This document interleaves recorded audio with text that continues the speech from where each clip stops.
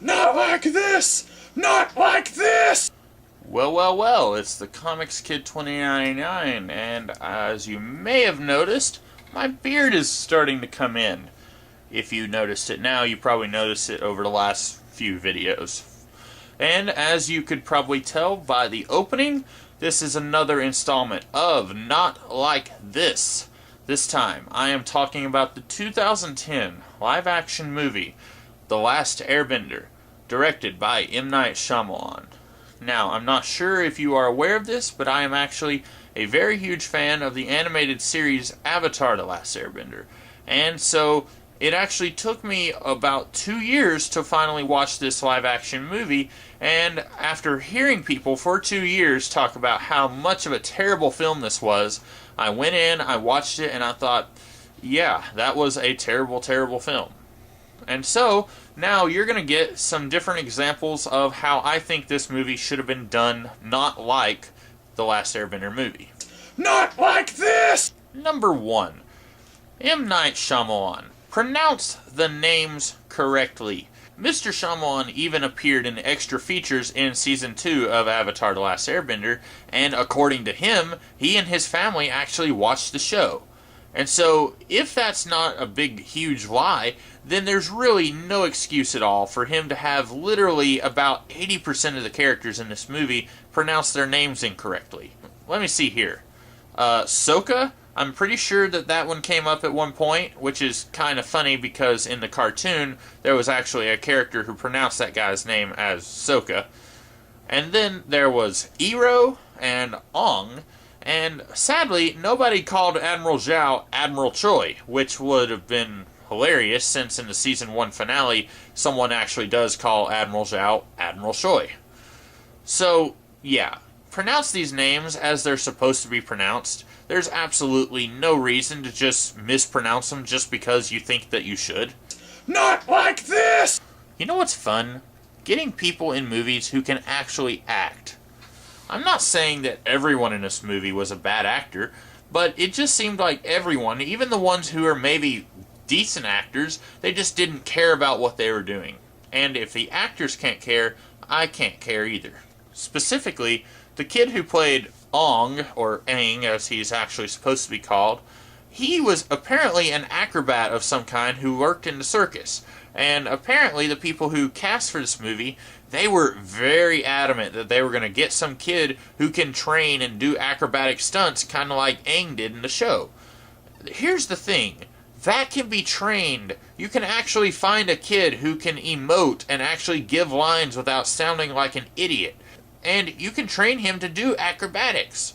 Now, I know there's some kind of law that prevents kids from doing more than like 10 hours of work in a day, but you know what? You can get around that. You can train them for like 8 hours a day and just do all that before you start filming. Not like this! And on this note, you really don't need kids who are going to overact. The little girl who played Yue and the girl who played Katara, bless their hearts, both of them were just really, really hamming it up. And I'm not even sure if they were aware that they were doing that. But when I was watching this movie, I just didn't really think that they were doing any kind of acting at all. And then I saw these two and I'm like, whoa, pull it back a little, girls. You're acting too hard. And really, you need people who are acting, but they don't look like they're acting, if that makes any sense at all. Not like this! I was actually okay with characters like Aang and Iroh not being as cartoonishly depicted as they were in the animated series because, let's be honest, this is a live-action movie. And in a live-action movie, you don't want to see a kid with a smile that literally takes up half of his head asking a girl if she wants to go penguin sledding with him. But at the same time, you kind of want to see these characters have maybe an ounce of energy. And this has a lot to do with the fact that these people really didn't seem like they cared. But really, characters like Aang and Iroh, I'm not asking for them to be cartoonishly goofy like they were in the cartoon, but we just needed them to be a little bit more energetic than what they actually were.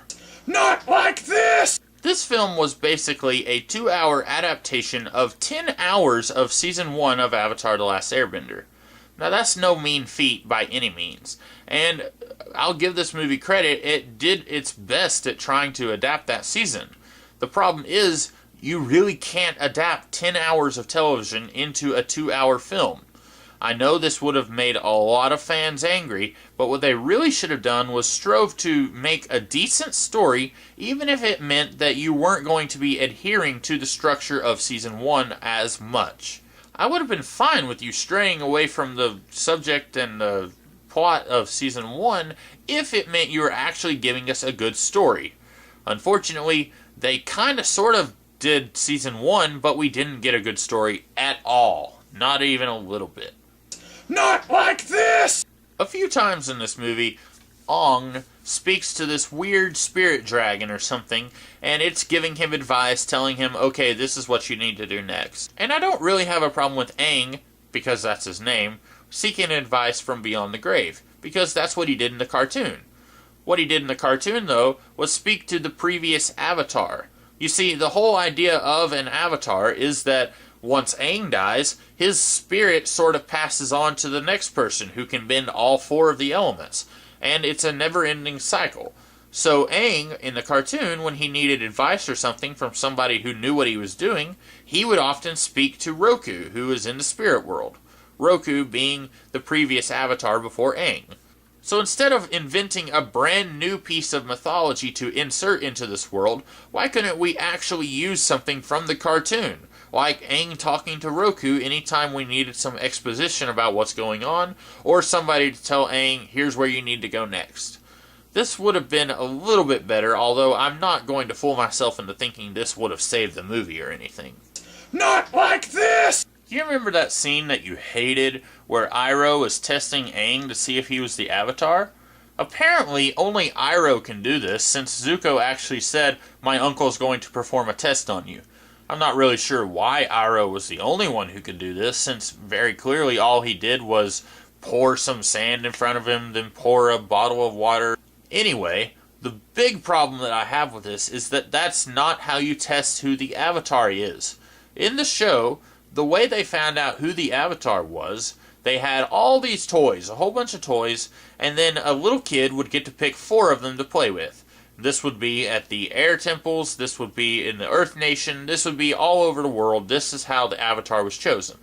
And apparently, if you picked 4 specific toys, the same 4 toys that every Avatar has chosen, that meant that you were the Avatar. This was the indicator that you were the Avatar, not some weird test where you threw the elements in front of them and watched as they reacted to you. Interestingly enough, elements are not actually sentient things. If Aang is only trained in the act of airbending, then it doesn't make a whole lot of sense that fire would drift toward him because he's the Avatar. Not like this! The biggest problem with trying to adapt 10 hours of television into a 2-hour movie is that over the course of a television season, you get the idea that these characters are running into each other a lot. And when I say these characters, I mean Aang and his friends are running into Zuko and his uncle, who are the antagonists of this season. And when they encounter each other 3 or 4 times in 3 or 4 different episodes, you get the opinion that these guys are starting to know who each other are. So when Aang sees him again, it's like, hey, you're that guy who keeps trying to kidnap me. And when you do this in a 2-hour movie, even if it takes the span of, say, 3 or 4 months, like the first season probably did, then you're still not really getting the sense that Zuko has run into these people more than 1 time.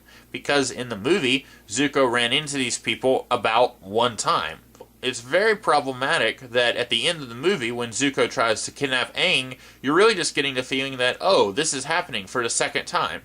Instead of, oh, this is the culmination of many different attempts to kidnap the Avatar, and that this is the closest he's ever come. I'm not really sure how this would have worked, and it really just depends on if they had tried to do a story that was a little bit more original and a little bit more good, instead of trying to be so slavishly faithful to the source material. They didn't even have to do a completely original story here. We could have had the scene where Sokka and Katara, they accidentally rescue Aang from beneath the iceberg, and then you skip forward like 3 months, and then we get to see, oh, these guys have grown closer to each other, they're friends with each other, and then when Zuko comes, they very much dislike this guy because he's been trying to capture the Avatar during all this time that we haven't been seeing. That, in theory, could have worked even a little bit more than what we get here. Unfortunately, all we have here is Zuko kind of just doesn't really come off as a very competent bad guy. He just kidnaps the Avatar at least once or twice, and it just doesn't really work in the way it did in the cartoon. We actually do get a character arc in this movie in the form of Aang, or as he's called in this movie, Ong. Whew, I hate that name so much. We get a character arc from Aang, but it feels really hollow since we know absolutely nothing about Aang. All we know is that he's about 100 years old, and that he shirked his responsibilities to try and get away. But that's all we know. And since this kid can't act himself out of a wet paper bag, well, that means that we don't really know anything about him over the course of the movie. So at the beginning of the movie, when he's trying to pretend like he's not the Avatar, and then at the end of the movie, when he's finally accepted, yeah, he's the Avatar and he's going to do stuff that the Avatar does, it feels very hollow because we know absolutely nothing about this character, so his change in character literally means nothing to us. It means even less to the people who aren't even watching the show. If you are watching the show, then you can at least take solace in the fact that you still have the show and you can go back and you can say, yeah, this is really amazing, unlike, the movie. But if you're watching it with someone who hasn't seen every episode of the series, they might be really confused about what's going on, or they might not really understand why they should care that this kid is doing stuff right now. Another thing that was really terrible about this movie, how you see something like Katara, she's like doing this little hand-waving thing, and in the cartoon, when she would do that, the water that would be on the ground or in the river or something, it would start to move along with her swaying motion. In the movie, when she does this, she might go da-da-da, da-da-da-da, and then suddenly the water moves. Now, this is a huge nitpick for me. It's not even a really important thing. It's just one of those things that when you're watching this, there's no reason it had to be done this way, especially when you consider that the director considered himself a fan of the show. And if he was a fan, and there was no reason for the water to seemingly act independently after the bender was done moving, then at the same time, there's really no reason they couldn't have just had the water move in motion with the bender who was moving. Not to mention, there's that scene at the end of the movie where Iroh suddenly starts shooting fire out of his hands, and all the firebenders who are coming at him, they're all like, whoa, look, he's shooting fire out of his hands. Despite the fact that, yeah, who cares? He's a firebender. In theory, all firebenders should shoot fire out of their hands. This shouldn't be something that you're shocked at. I don't want to end this video on a completely negative note, so I will say I liked a lot of the special effects that we had in this movie. I usually am not a big fan of CGI, but I really like the way the bending was handled as far as CGI goes, and I like the way that Appa looked, and I liked a lot of the costumes and the setting. It all looked very authentic as far as the series was concerned. Unfortunately, the writing and the acting was some of the worst I've ever seen in a movie, and that made this experience of watching this movie very, very unenjoyable.